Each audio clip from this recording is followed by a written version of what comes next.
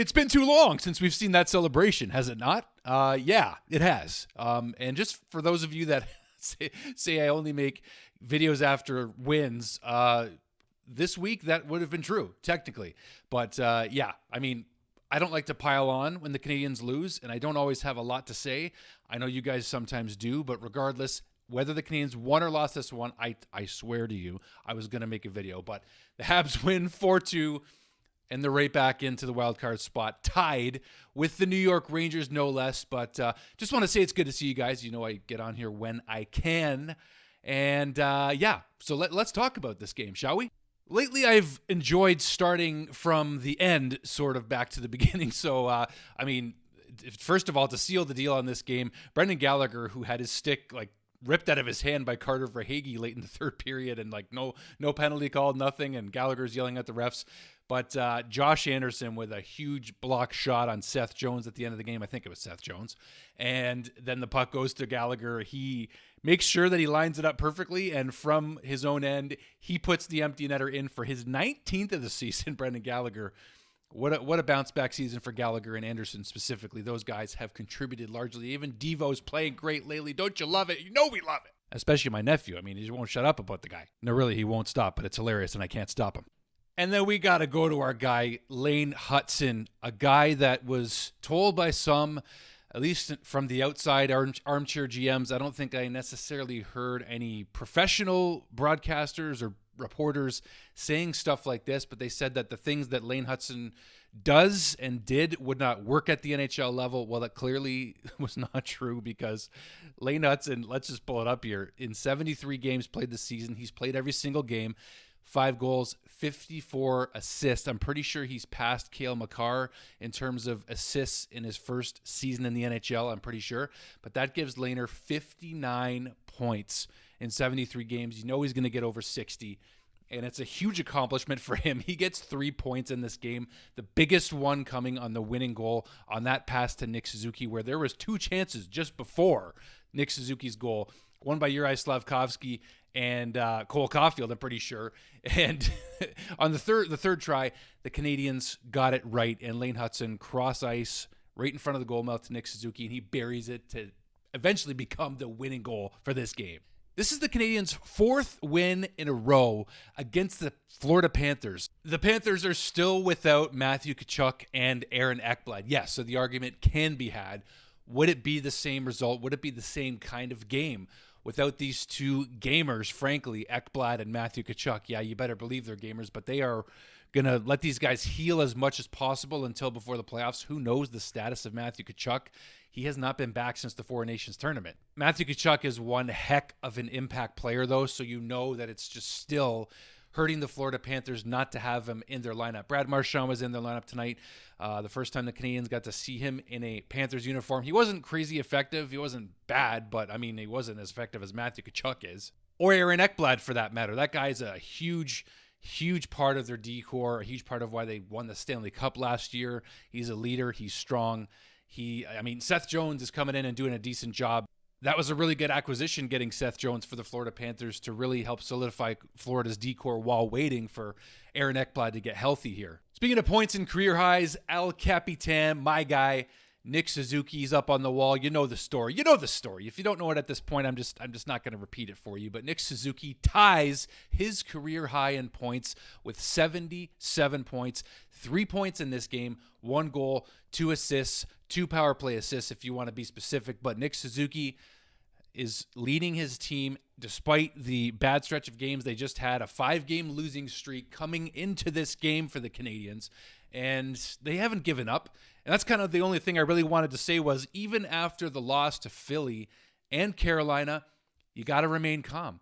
You know, you want to get mad at Mike Matheson and the mistakes he's been making, and the fact that Arbor Xhekaj was a healthy scratch tonight out of the lineup, but the Canadians' decor looked pretty good without him in the lineup. Mike Pezzetta gets thrown in as a forward onto the fourth line, but you also saw a promotion for Emil Heineman on that second line with Patrick Laine and Alex Newhook. I got to tell you, Heineman took a lot of body in that game. I think he took a lot of hits. He absorbed a lot of hits, and still tried to establish his strong forechecking game, but he looked good on that second line. I got to say, I liked him better than Joshua Waugh. Joshua Waugh, again, a healthy scratch for the Canadians in this one, but Caden Gooley, I haven't had a chance to acknowledge Caden Gooley's actually on this wall as well, but he has been back in the lineup and has not looked like he skipped a beat. The fact that he could jump in after missing 20-plus games and look as solid as he was before he went out of the lineup.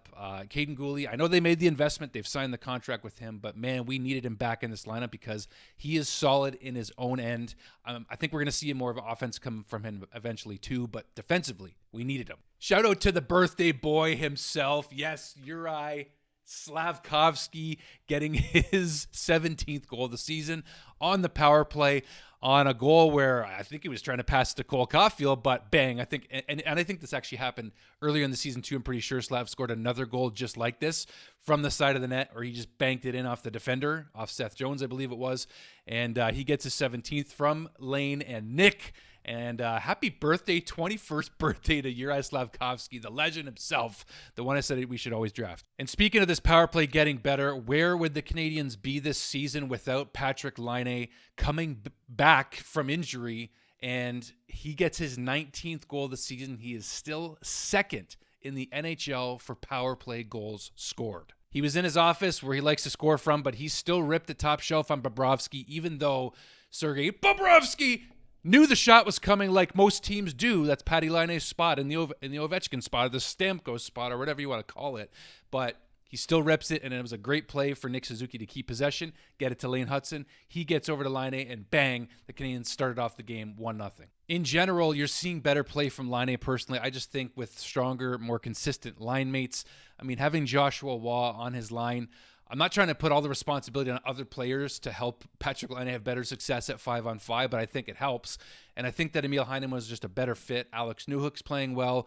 He's doing a lot better at center right now. You got to give a shout out to Alex Newhook, maybe not always producing every game, but he's doing his job. And I think that that's huge for the second line of the Montreal Canadiens, where in the offseason, all the talk, a lot of talk right now, is that the Canadiens are going to need to go out and get a second line center. The Kirby Dach experiment may be over, most likely at center, at least in the second line role. So we'll see where Kirby ends up, maybe as a winger. We don't know. But in the meantime, Patrik Laine's play, he has been excellent, especially on the power play, as we know. But without him, I mean, 19 goals. 19 goals. And what is it, 15? 15 or 16 on the power play. So hats off to Patty, because we needed him. The goal from Seth Jones, kind of poo-poo, didn't really like that goal. It was, I'm not sure if it was directly, it looked like it was 5-hole on Sam Montembeault when he tied it up after Slav's goal to make it 2-2, but I didn't really like that goal. But other than that, Sam Montembeault was pretty good in this game. Even though Florida outshot the Canadians 26-22, it didn't feel like a huge margin in shots. The Canadians didn't get nearly as many throughout the game, but I think in general, just in this game, the Canadians were more solid. They calmed down, they relaxed, they came back to center, if you will, and just played a much better game, a team game, defensively, offensively. They got their chances. They capitalized on the power play. That's another thing. They capitalized on the opportunities that they got. The Canadians also blocked 23 shots to Florida's 11. So again, defensively, you're seeing everybody buy in now. Every single point in every single game absolutely matters. And at the end of this road trip now, you know how massive this win was for the Canadians, heading back home to a crowd that is going to be electric every single night at the Bell Center for the remainder of the season. There's 9 games left, if you can believe it, and we're in a playoff spot still. It's still a huge accomplishment, and there's a lot of work to be done.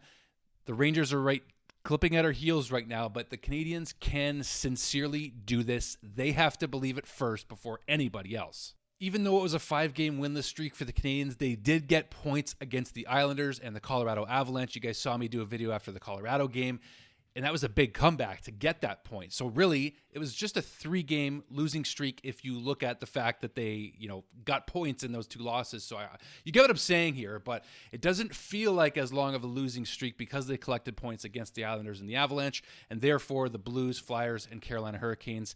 Yeah, those games didn't go well, but I mean, that to me is just some adversity that, again, the Canadians are going to have to go through at the very end of the season on this final little stretch here in order to get themselves in the playoffs. Before that, in the month of March, the Canadians hadn't had that much adversity. They were sitting pretty comfortably in this final wildcard spot for a good 2 weeks or so, right? So now the Canadians are really going to have to push to earn their spot. It's crazy to think still to me that they actually have a legitimate chance.